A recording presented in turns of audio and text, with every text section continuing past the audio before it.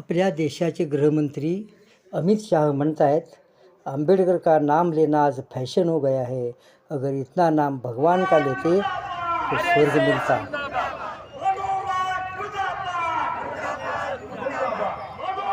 अमित शहानी आंबेडकरांचा अपमान केला, त्याचा निषेध म्हणून आज इंडिया आघाडीतर्फे कोल्हापुरात धरणे आंदोलन झाले.